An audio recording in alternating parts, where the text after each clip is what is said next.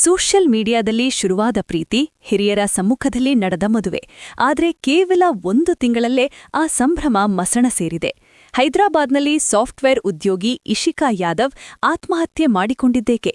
ವರದಕ್ಷಿಣೆ ರಾಕ್ಷಸನಿಗೆ ಬಲಿಯಾದ್ರ ಈ ಯುವತಿ ನೋಡಿ. ಬಿಹಾರದ ಇಶಿಕಾ ಮತ್ತು ಮಧ್ಯಪ್ರದೇಶದ ನೀರಜ್ 2020ರಲ್ಲಿ ಫೇಸ್ಬುಕ್ ಅಥವಾ ಇನ್ಸ್ಟಾಗ್ರಾಂ ಮೂಲಕ ಪರಿಚಯವಾಗಿದ್ರು. ಕಳೆದ ಫೆಬ್ರವರಿ 20ರಂದು ಇಬ್ಬರೂ ಮದುವೆಯಾಗಿ ಹೈದರಾಬಾದ್ನ ಮಿಯಾಪುರದಲ್ಲಿ ಸಂಸಾರ ಶುರು ಮಾಡಿದ್ರು. ಇಬ್ಬರೂ ಐಟಿ ಕಂಪನಿಯಲ್ಲಿ ಕೆಲಸ ಮಾಡ್ತಿದ್ರು. ಹಣದ ದಾಹ ಮಾತ್ರ ಕಡಿಮೆ ಇರಲಿಲ್ಲ. ಹೆಚ್ಚಿನ ವರದಕ್ಷಿಣೆ ಬೇಕು ಅಂತ ನೀರಜ್ ಕಿರುಕುಳ ಕೊಡೋಕೆ ಶುರು ಮಾಡಿದ್ದ ಅನ್ನೋದು ಈಗ ಕೇಳಿಬರ್ತಿರೋ ಗಂಭೀರ ಆರೋಪ.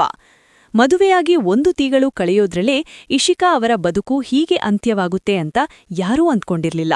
ಪತಿಯ ಕಿರುಕುಳ ತಾಳಲಾರದೆ ಇಶಿಕಾ ಮಿಯಾಪುರದ ಅಪಾರ್ಟ್ಮೆಂಟ್ನಲ್ಲಿ ನೇಣಿಗೆ ಶರಣಾಗಿದ್ದಾರೆ. ಮಾಹಿತಿ ಸಿಗುತ್ತಿದ್ದಂತೆ ಪೊಲೀಸರು ಸ್ಥಳಕ್ಕೆ ಬಂದು ಕೇಸ್ ದಾಖಲಿಸಿದ್ದಾರೆ.